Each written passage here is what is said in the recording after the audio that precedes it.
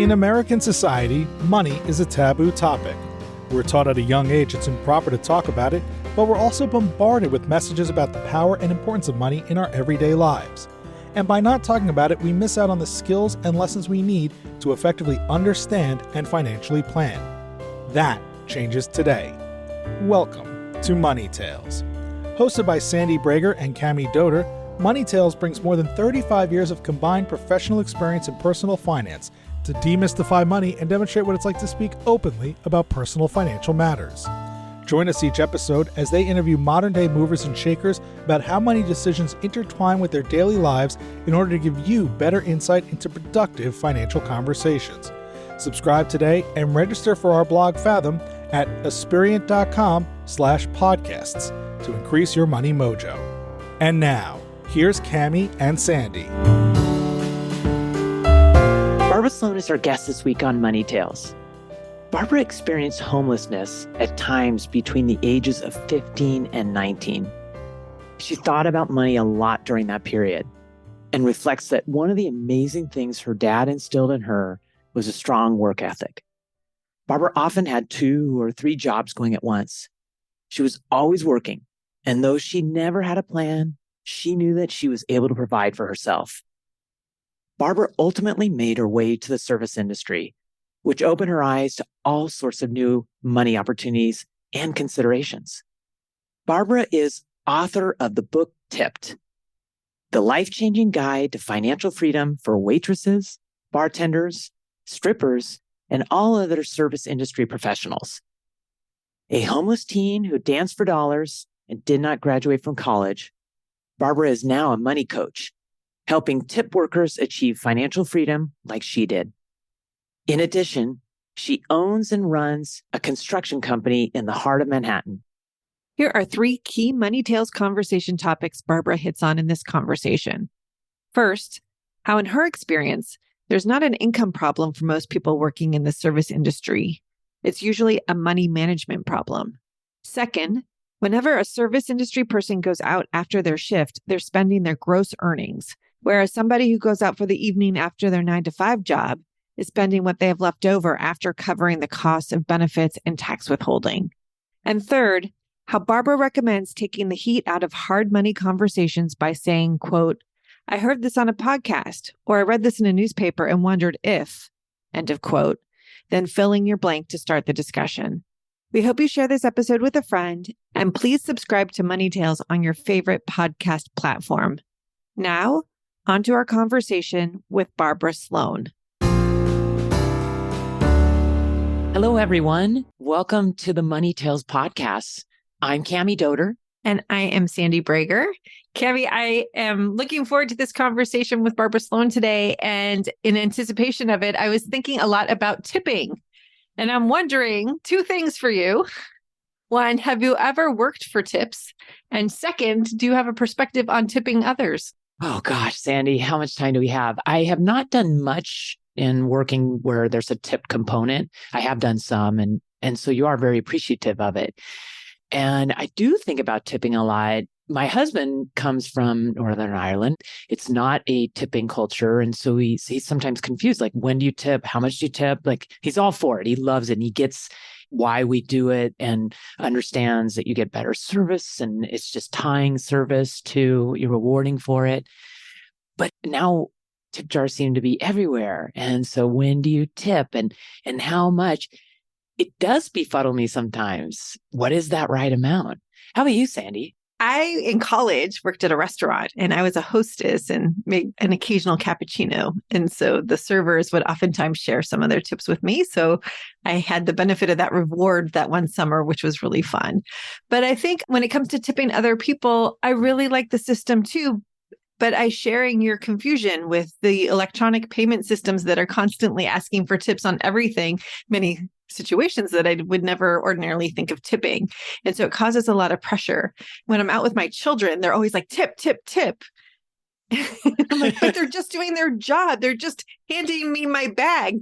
Right. You didn't sit down. You didn't use a napkin. You just walked out the door. I want to make sure people are fairly compensated for the work they're doing, but it is confusing of whether their employers are compensating them or not. So It's confusing, but I love tipping people when I get really great service. And I'm very appreciative of that. Yeah, and it's such a great system that we have it ties us almost more closer with the people because it's sort of acknowledging, wow, you really went above and beyond. I really appreciate that.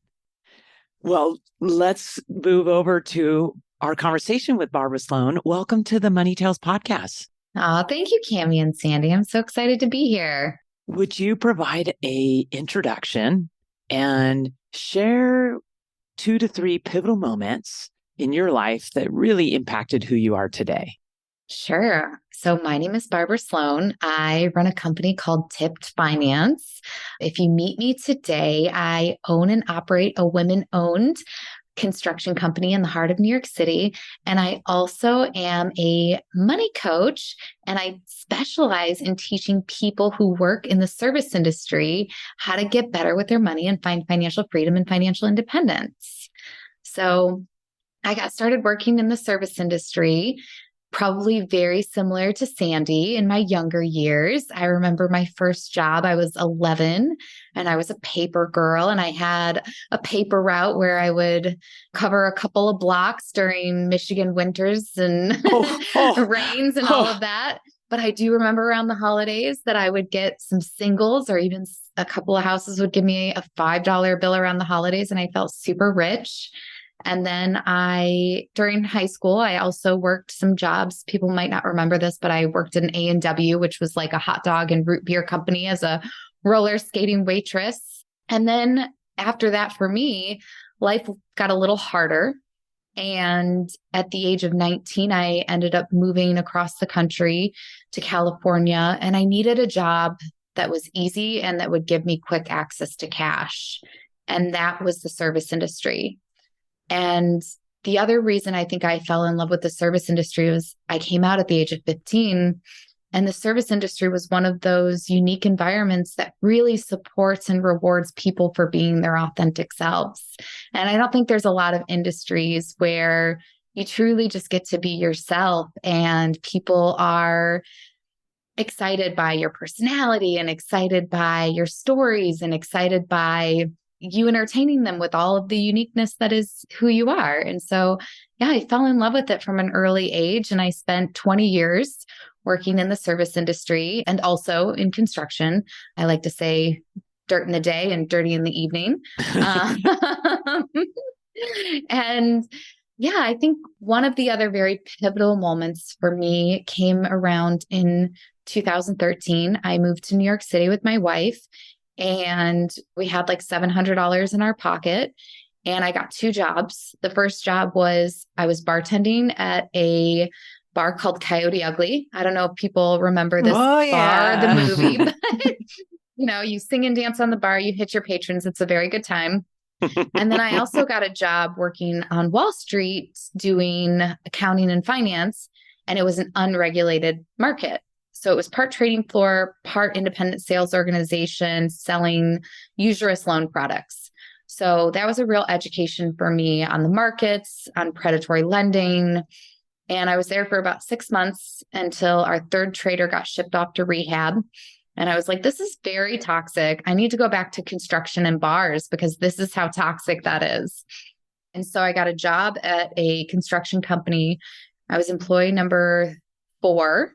And this is the company that I now own. But when I was hired, I was tasked with setting up the accounting and the HR department. I had no idea what HR did. I had no idea what a PTO policy was. I had no idea what a 401k was. I had no idea what FSA was. I had no idea what this role was and how it supported the health and wellness of an employee. And it was seeing those benefits. And then on the other side of it, we were working with these really high net worth clients on these multi-million-dollar renovations. And I was getting to have conversations with really wealthy people about how they viewed their money and their budgets and how they made concessions when it seemed like they had endless resources. And it was in seeing both the systems and the mindset where I realized, oh, this is the reason that me and my peers, the 5.5 million people who work on tips, have been left behind. And that was sort of my aha moment. And then the second aha moment came in 2016. We all know what was happening politically. And I kind of did a media blackout. I was like, I just can't listen to this anymore. I had too much anxiety. I just felt very hopeless. And I just started listening to financial media because that was what was soothing Wow. at the Oh, time. wow. Wow. Yeah. So I was just listening to hours and hours of financial podcasts, reading personal finance books.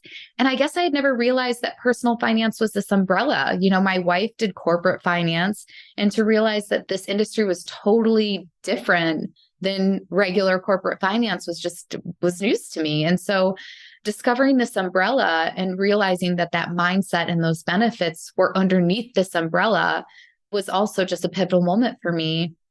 But I never heard anybody, podcasts, books, interviewing guests over and over again. I never heard anyone who, like me, had a background in the service industry. I heard the same advice, like don't leave your 401k match on the table, try to avoid buying that latte, but no advice that was for somebody who had worked on a fluctuating income or who didn't come with traditional benefits. And so that's kind of when the idea for my book came about, because I figured that would be the best way to kind of package all of this stuff and try to get it out there. So important. And Barbara, wow, what a story. Could we hear a little bit more about your backstory? Would you describe when money started having meaning to you? Yeah, I would say I really noticed money at the age of 12. When I was 12, my mom left our home. There were problems in my parents' marriage. There was substance use issues. My mom, like most women who were born in the 50s, when she met my dad, wasn't able to have access to a credit card, wasn't able to take out a mortgage. She was also disabled. And so I think for her, one of the hardest decisions was probably to leave in that situation. But I was left with a primary parent who did have substance use issues. And I was, at the age of 12, responsible for balancing the checkbook and paying bills and managing a household. And I remember one time losing $100 and walking up and down those 10 blocks for 4 hours trying to find it and just being devastated and knowing what that meant for our family. I remember purposefully not paying my dad's truck bill because we didn't have enough money. And I was like, well, his car didn't have any impact on me. So I didn't pay that, which, it had an impact for him. But having to kind of make those decisions at a really young age, and also now realizing that that's where my scarcity mindset came from.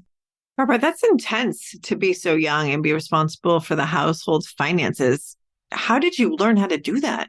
It was just figuring it out, like answering the phone calls of bill collectors and people saying the utilities were late and that they were threatening to cut them off, and opening the mail and seeing that and asking where the checkbook was, and realizing that there was that little register that came on top of the checks where you could log everything into it. And it's funny, but looking back on that now, I think that's why I started doing bookkeeping and accounting. Was I had that exposure at such a young age, and I was like, oh, this makes sense to me.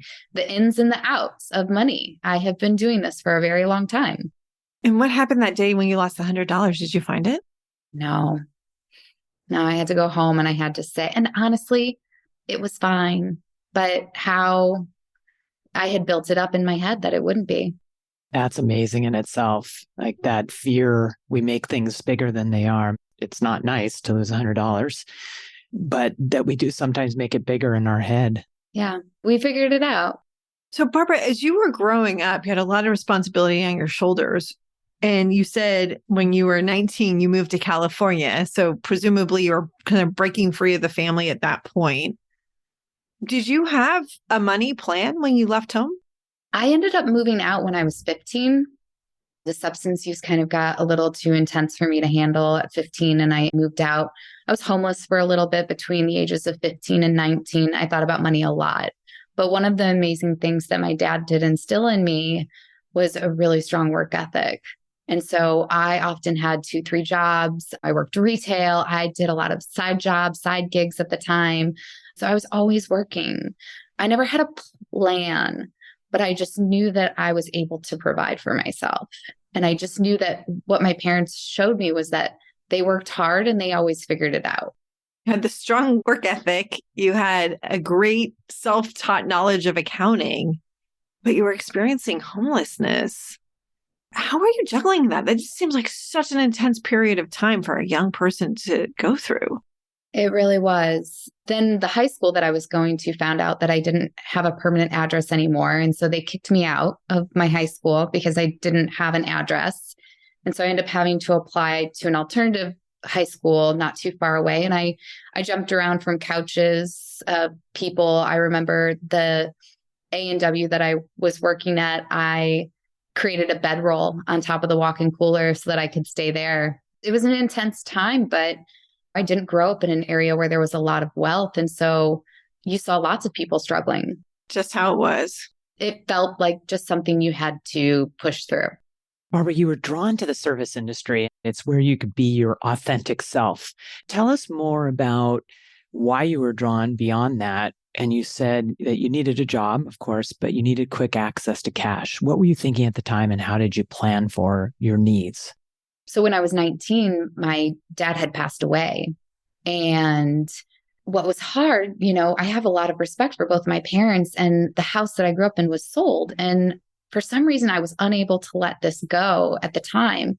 And this was 2003 when they would give a mortgage to a house cat. And I remember writing a letter to the person, I know, right? I remember writing a letter to the person who bought the house I grew up in and saying, like, this is the house I grew up in. It was sold without my consent. I want nothing more than to own this home. I'll buy it for double. Oh my goodness, Barbara. Wow. So talk about financial mistakes. So what do you think was driving that? I mean, this is so fascinating. Why the house, and why were you so willing to put more money on the line to get it? I thought my parents deserved to see that house preserved, or like something. Maybe I thought it was legacy, or maybe I wanted to restore it to make them proud.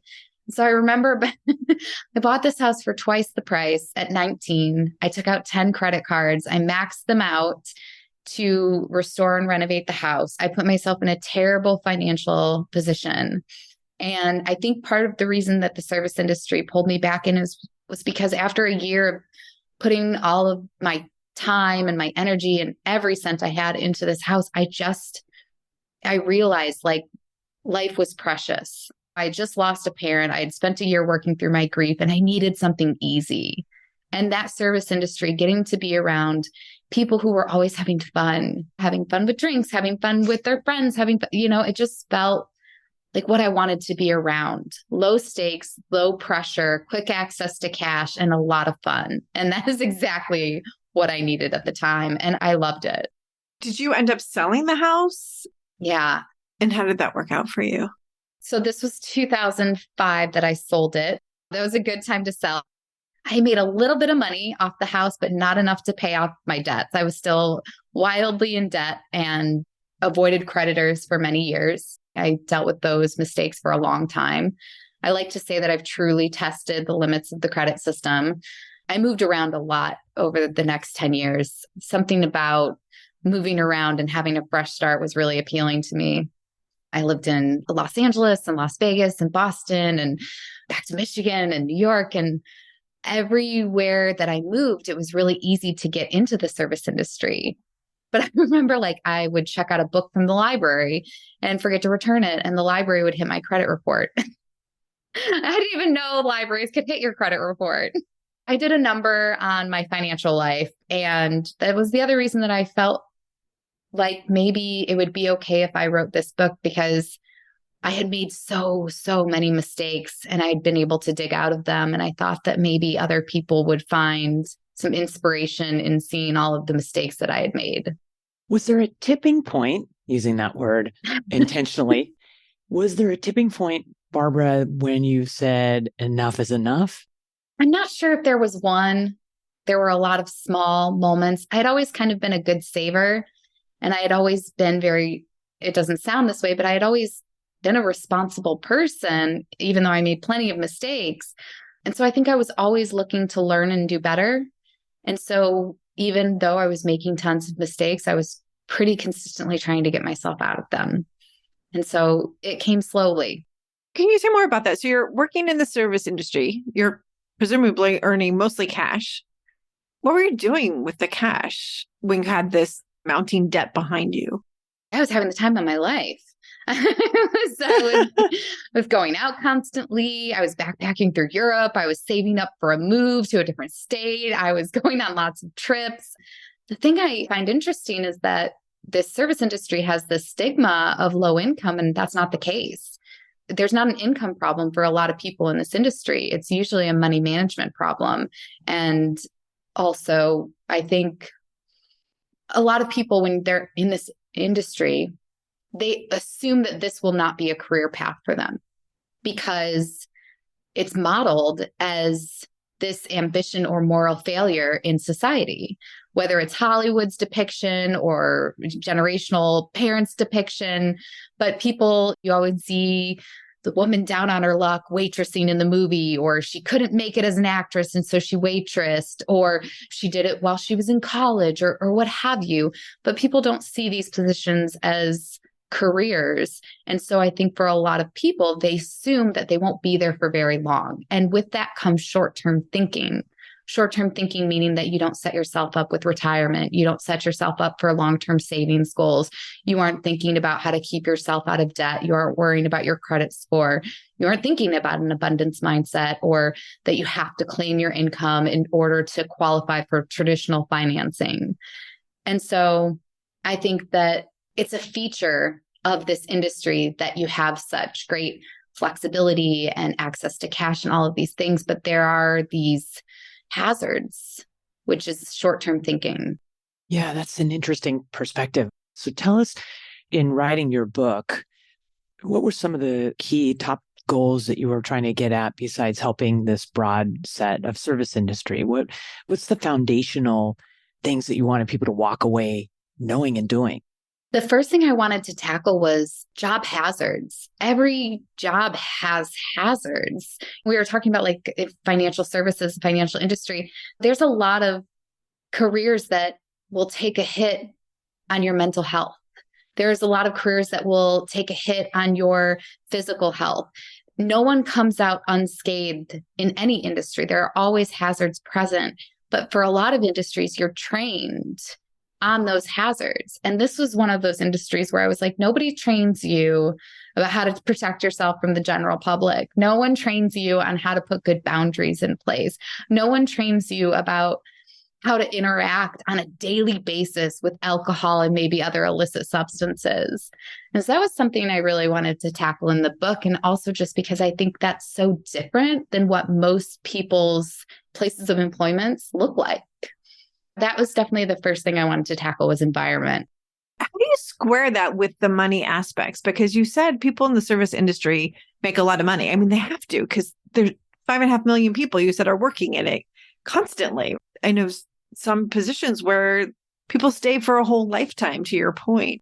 Yeah. Well, my wife's in finance. And so after a day of staring at Excel spreadsheets, she has no energy. Her brain is spent. It is just like, oh, I just want to go and watch some mindless TV or just like turn off. When you are in the service industry, a lot of times you leave your shift more energized than when you started. So you are coming off of this shift after like a big rush and you're ready to go out. You're ready to go have a drink. And unfortunately, that means that you're spending a portion of what you're making. I'd like to make this distinction. Whenever a service industry person goes out and goes to a bar after their shift, they're spending what they have. Whereas somebody who's leaving their 9 to 5 shift and they're going to that same bar, they're spending what they have left over. Their safety nets are already in place. Their 401k is already in place. Their paid time off is already in place. Paid time off is a huge benefit that people don't realize. 20 days. The average American gets 20 days. That's a working month of paid time off. You talk about this industry as, you know, maybe people who are not serious in their careers because they'll just walk out on a shift. It's from burnout. It's because they don't have any paid time off. It's because also they're not leaving anything on the table. If you didn't have vacation days, how many times would you be considering walking out of your job? A lot more. Tell us about your wife, Barbara. You're both financially oriented, extremely so. I'm curious, how do money conversations go in your household? Yeah, she's not interested in personal finance at all. I think when you do the spreadsheets all day long, she's just, I'm the one who manages our money. I think for her, what was so interesting is she got her start in her career in 2008 at a defense contractor. And so when she first started in her money world, she saw 50-year-old, 60-year-old men crying that they were going to have to work another decade, crying that they lost half their net worth. And she became very avoidant of the stock market, avoidant of savings, just because who knew what was going to happen. And so for us, we didn't get money moving in the right direction until we started sharing money, which is definitely not perfect solution for every couple. Every couple's unique. But for us, what I found is that we enabled each other a lot. If I had a good shift and I had earned a lot of money at the bar, I'd be like, oh, drinks are on me. Let's go out. Or vice versa. If I was like, oh, I'm short this week, she'd be like, oh, I got us. And it wasn't until we started sharing money that we started developing shared money goals and that it started moving in the right direction. And I thought that was very interesting. That is interesting because it's no longer just your skin, it's shared skin. Were you talking about your values and what money meant to you? Yeah. So that year of media blackout, 2016, and I love this I often give this as homework for my coaching clients.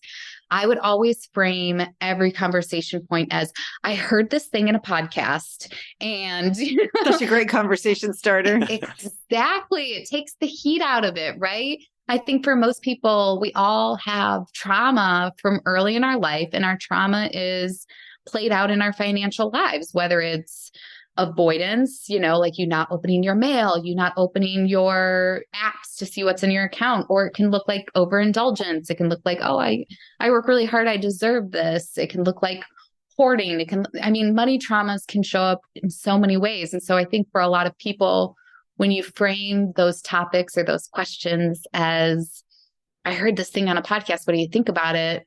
It takes all the heat out of it. Was it 2016 that got you guys to the point where you were ready to share and stop enabling each other?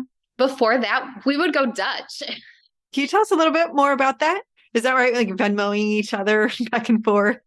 We started dating in 2011. So 5 years we went both putting 2 credit cards down at dinner, So like literally everything was down the middle. Everything was split because we were both like, we are fierce and strong, independent women and we will manage our own money. And so I think that that's a great thing if that's what works for you. But for us, we didn't really start making traction until we aligned our goals. And so once you did that, was it prompted by your year of financial education through everything you're listening to? Because there's not enough that we're doing in this country to educate people on personal finance, not only the technical aspects, but how to engage in the conversation. So I think it's quite wonderful that you really dove into the topics and you were bringing what you were learning to your relationship. Yeah, she had also gotten a job at this tech startup that was bought out by an insurance company. And this insurance company, 100-year-old insurance company, gave us a free financial advisor. And she was like, oh, do you want to meet with them? And I was like, yeah, I never thought I'd get the chance to meet with a financial advisor. Definitely. So we sat down with him. And it was the most infuriating hour of my life. And he started talking about a bunch of things. But he started talking about an emergency fund. And he was like, oh, your emergency fund should be this. And I was aghast. I was like, I'm sorry, I live in New York City. Do you know how much 6 months of my expenses are? You want that sitting in an account, not for a vacation, not for a home, for just sitting there doing nothing? And I set out on a mission after that call. And I was like, I'm going to prove Jeff wrong. And no, Jeff was 100% right.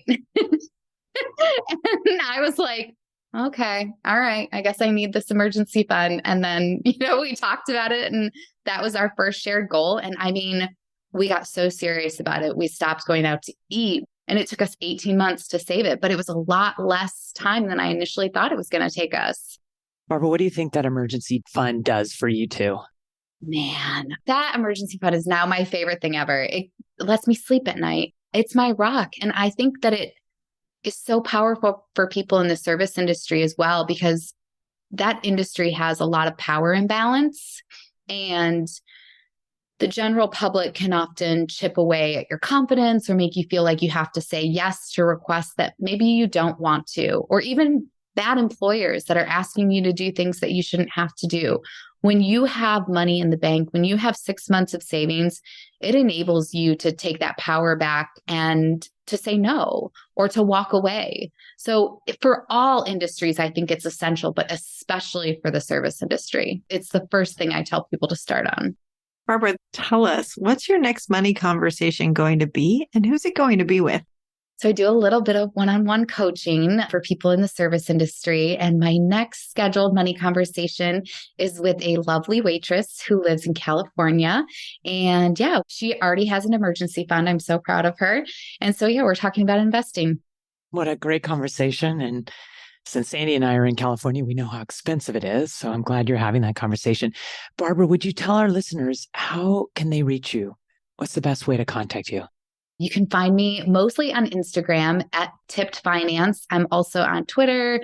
You can also reach me at tippedfinance.com, where I do one-on-one coaching. I will come to your bar, your restaurant, your club, and I'll give a money talk.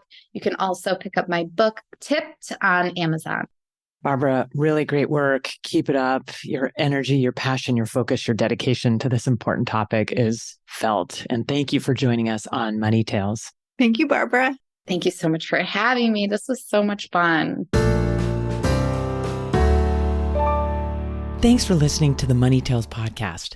If you've enjoyed this episode, share it with someone you think would benefit from listening. And leave us a review on your favorite podcasting platform. Your ratings and reviews help more people find our podcast.